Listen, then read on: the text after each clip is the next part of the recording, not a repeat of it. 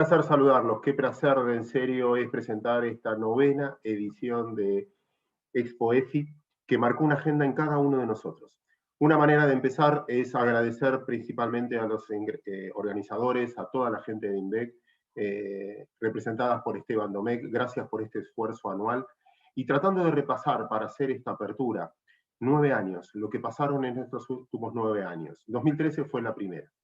Acuérdense un poquito lo que fue el mundo en el 2013. Y tiene mucho que ver con el cambio de agenda, incluso de la de este año, la Expo EFI de este año. La dinámica del cambio, mucho más importante que el cambio, la velocidad con la que cambian los hechos. En el 2013 estábamos peleando y rezando para que se pague el BODE en 2013. Se había pagado el BODE en 2012. Debutó en bolsa el primer año de la Expo EFI Facebook, como una apuesta. Y hoy es una de las empresas más grandes del mundo, dueña de la mayor cadena de comunicación interna con WhatsApp, Instagram, etcétera, etcétera, etcétera.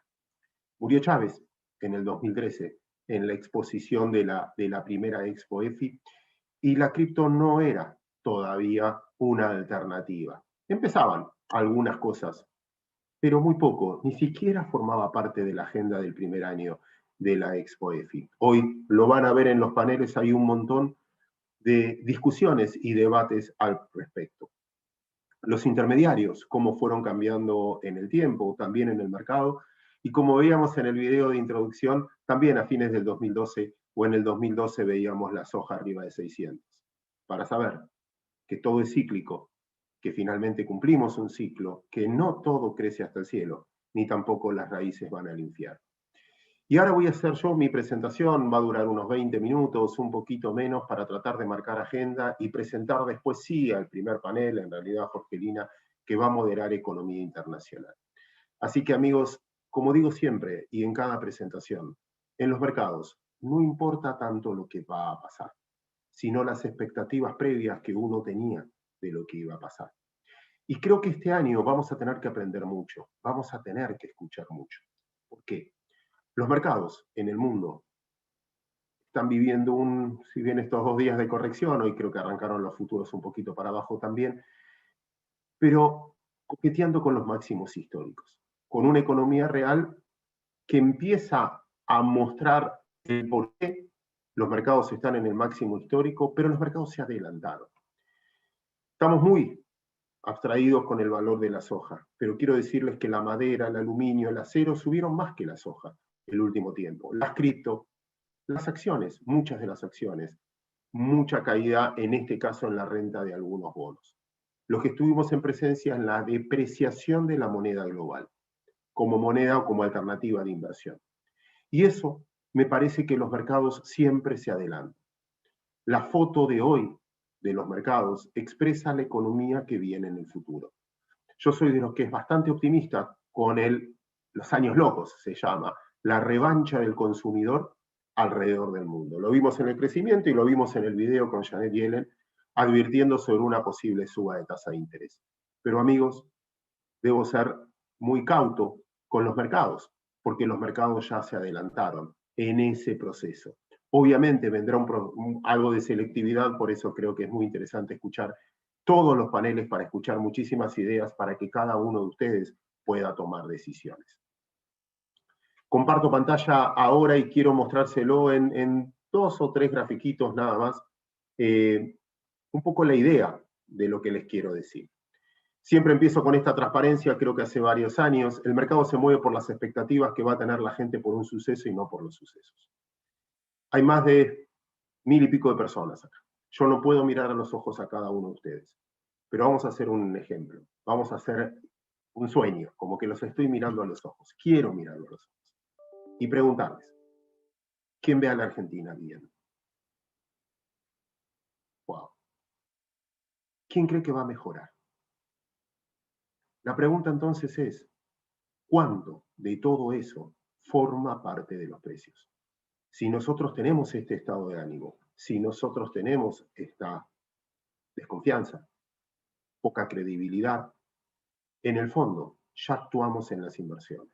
Al revés de lo que pasó en el primer mundo, si todos tienen fe de que la economía va a crecer, que van a volver a viajar, que ya se vendieron los cruceros de acá a 2 años, que las compañías de aviación recuperaron todo lo perdido y todavía no viajan o no están en pleno viaje, se va a dar esa profecía autocumplida. La mayoría cree que va a mejorar, va a invertir, como va a invertir, va a mejorar.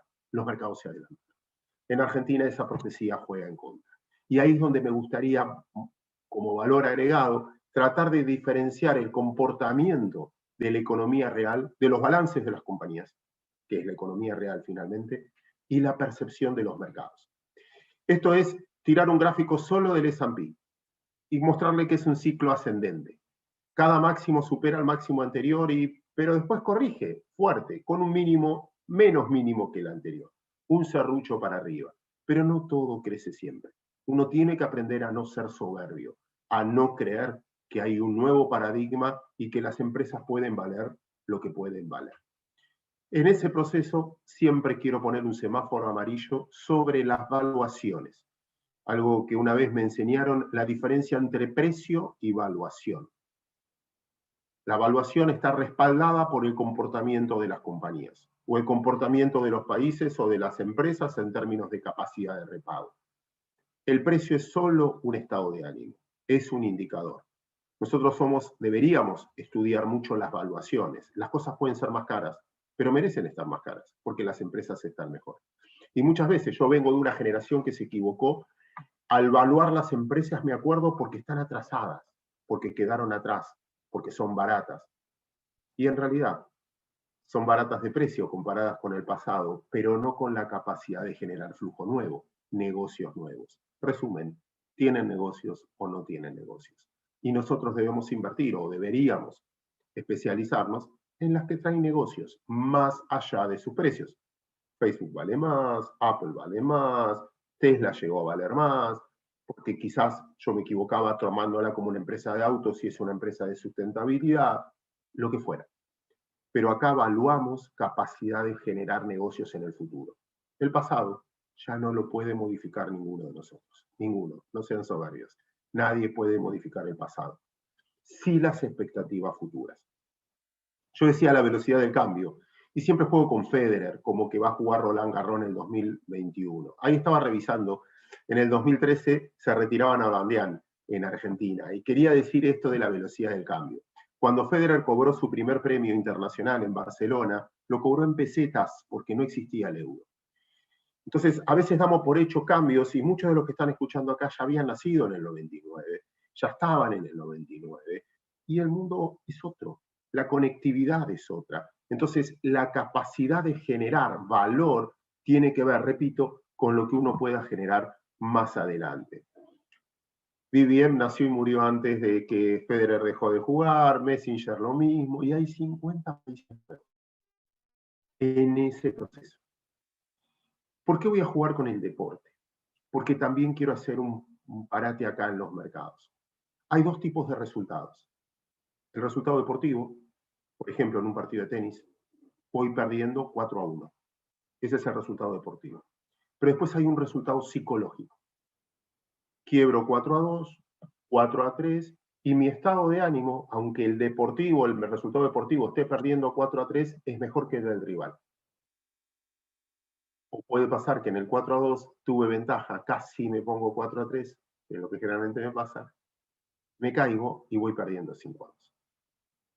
Ahí describiría a la Argentina, con un claro problema anímico. De hecho, decir otra vez discuto lo mismo, otra vez el tema de inflación, otra vez veo a la misma gente por tele, otra vez los veo cambiarse, son más volátiles que el mercado, un día están con uno, con otro, me dicen una cosa, me dicen la otra, otra vez lo mismo, repetimos los mismos problemas. En ese contexto, jugaría mucho en términos de percepción de lo que puede pasar en nuestros mercados. Cuando éramos chicos íbamos a comprar un mapa político. Y el mapa político, esto es cuando les digo que hay 50 países nuevos, es este, es las fronteras. Pero en finanzas no existe más este mapa. Este es el divorcio de las imágenes que vimos en el video de apertura. Colombia, Estados Unidos, en el Capitolio, parecían dibujos animados.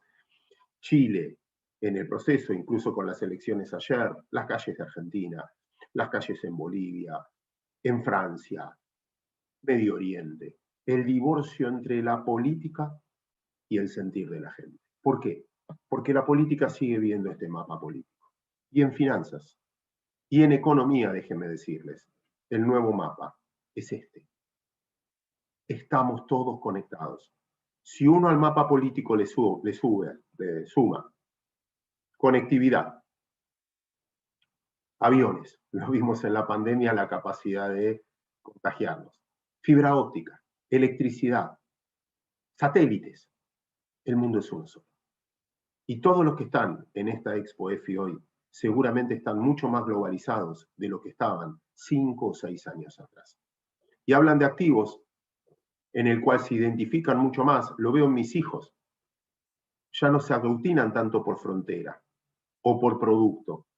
Es los que se identifican con tal compañía, con tal criptomoneda, los que se identifican con tal dibujo animado, con tal juego de Nintendo, con lo que fuera.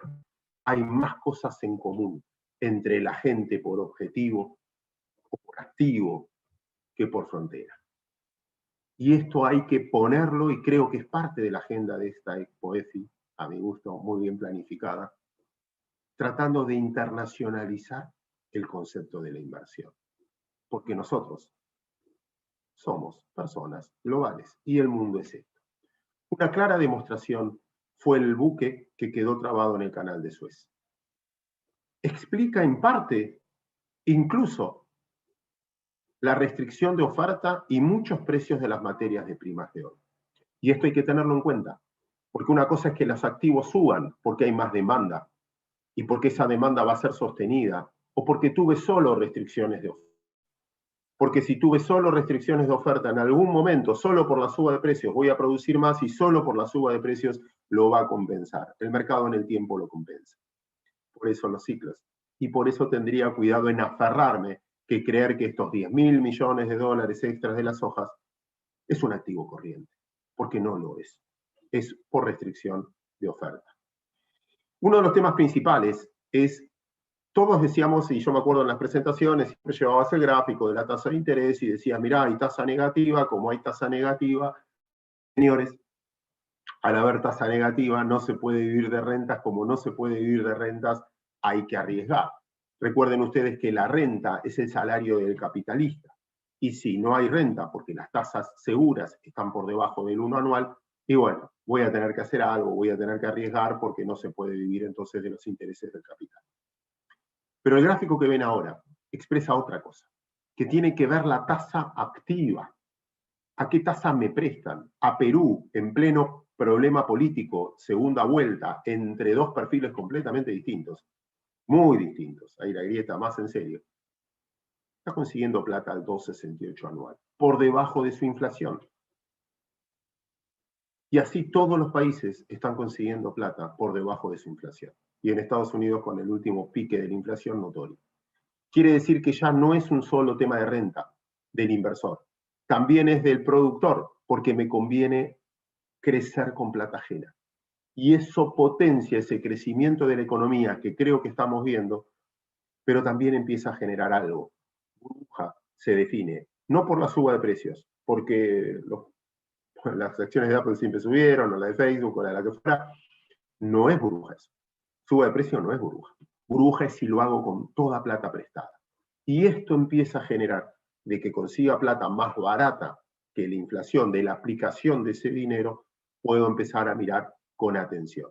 Les decía, no solo fue la soja que duplicó el valor, acero, madera, petróleo, maíz, cobre, plata, algodón, desvalorización del dólar. Y acá quiero jugar, perdón que me voy a no lo tengo acá, perdón. Hay un gráfico que está dando vuelta, me lo mostró mi amigo Augusto Darget, que es muy bueno, que es la división entre la economía real y la economía financiera. Y así como los mercados le ganaron mucho terreno, es aprender a medir las valuaciones, pero no con la moneda, o sea, hacer Merval dividido soja. ¡Wow! Estás en el mínimo, pero mínimo, mínimo de toda la historia.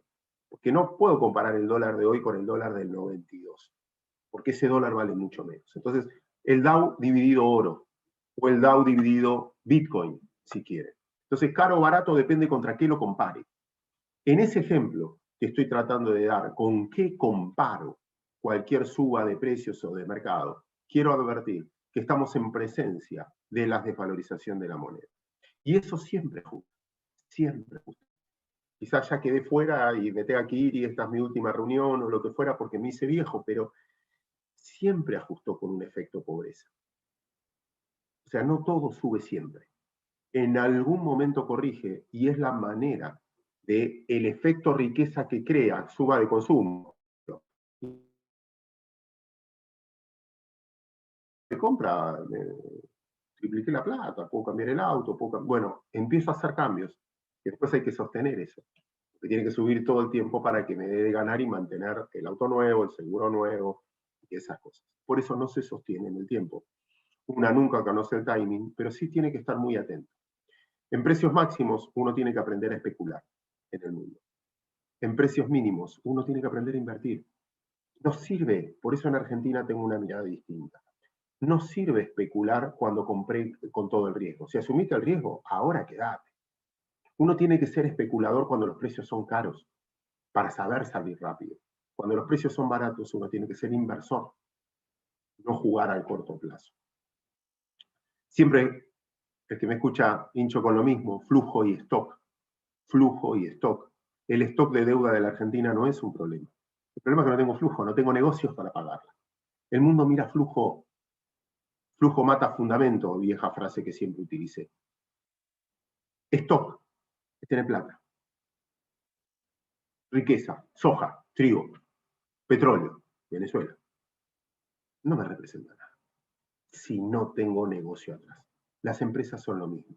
Y pongo a Warren Buffett porque es mi ídolo, supongo el de muchos de acá. Pero uno dice, ya tiene 91 años, yo no sé si quiero ser él.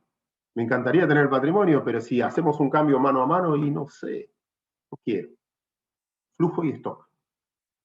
Sobre todo le quiero hablar a los más jóvenes que tienen tiempo, tienen revancha, tienen una manera de aprender también, incluso asumiendo riesgo. Hay que asumirlos. Pero a la medida que vamos creciendo, ese tiempo, ese flujo, que es el más importante, el de tiempo, es menor. Y uno tiene que aprender también a ser un poquito más conservador. Flujo de fondos en el mundo.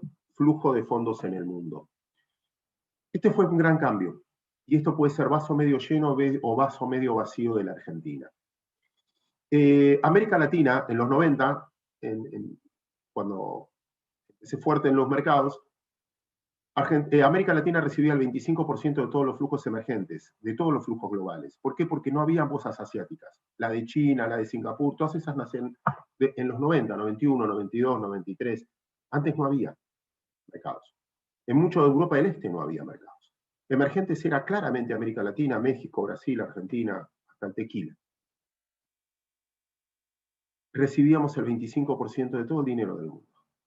Y de esa parte, la mitad la recibía Argentina. Mucho más que Brasil y mucho más que México, sobre todo en los 90. Hoy, América Latina es solo el 8,9% del flujo global. Brasil y México. Argentina menos del 1%. Mala noticia, porque no hay inversores. Buena noticia, porque no hay inversores. O sea, los precios de hoy. Imagínense el día que digan, bueno, ponemos un poquito de guita en Argentina, o en emergentes. Con poca plata, Argentina la da vuelta. No da la sensación de ser ahora. No da la sensación de ser ahora. Tenemos serios problemas estructurales. Pero siempre pasa. En algún momento pasa. Yo veo y noto la paranoia de Argentina con el fondo, si va a arreglar o no. Entonces voy y agarro a los deudores del fondo. El fondo tiene prestados 96 mil millones de dólares. 45 mil los tiene la Argentina, la mitad. ¿Pero qué otros países les presta el fondo? Egipto, Bangladesh, Líbano. Todos los países tienen problemas. Y muchos más serios que los nuestros, en términos bélicos, o en términos de pobreza. Entiendo que, obviamente, nosotros sentimos que somos el ombligo del mundo, pero de la misma manera que nos descartan, como nosotros nos descartamos a nosotros mismos, algún día esto vuelve, por algún motivo, por alguna expectativa de cambio, o solo porque es barato. Estas son las brechas que no me permiten, en este caso, controlar precio. La brecha en Estados Unidos, la diferencia entre la tasa activa y la tasa pasiva es re chiquita, entonces sé cuál es el precio, sé cuánto vale la tasa. Cuánto vale un departamento, el precio de venta y de compra es muy chiquito, entonces ese es precio. O sea, si yo es 4 comprador, 4,5 vendedor y vale 4 y pico. Punto. En Argentina las brechas no nos dejan pensar a mediano y largo plazo.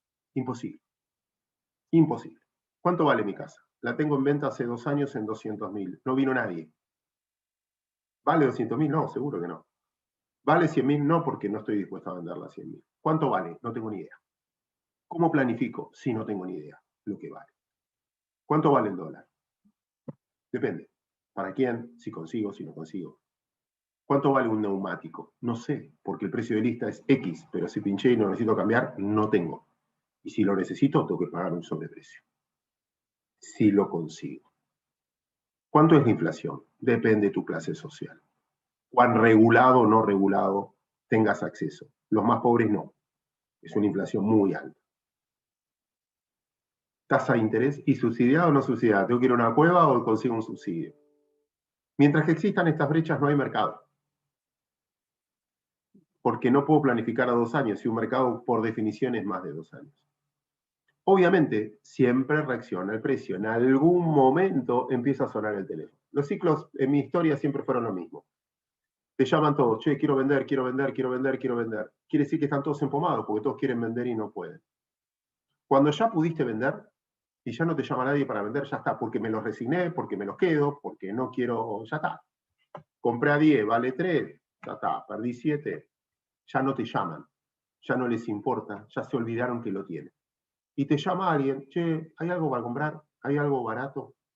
Cuando empiezan a cambiar los llamados, y ahí es interesante hablar con sus agentes, empieza uno a sentir un ruido del mercado. Y vamos a ver, quizás mucho lío en la calle, mucha, como vemos en muchos países, en Argentina creo que también, mucha inestabilidad en la calle y los precios como haciendo piso, como diciendo, vieja frase que te enseñó Juan Carlos de Pablo, dicen que es de Keynes.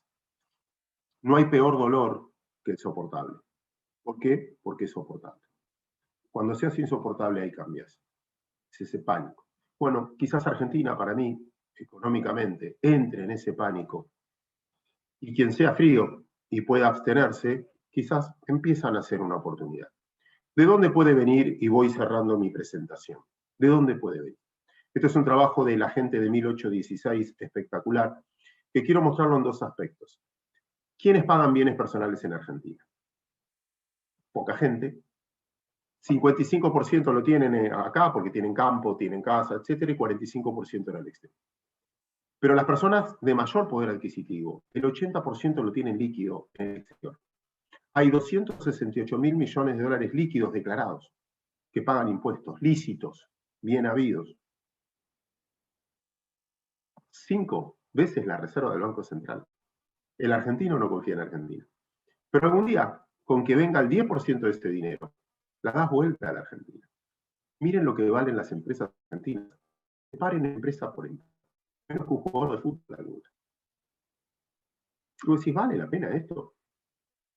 No es el momento. Estoy seguro que estamos en un momento mucho más complicado y quizás no vimos lo peor de la macroeconomía.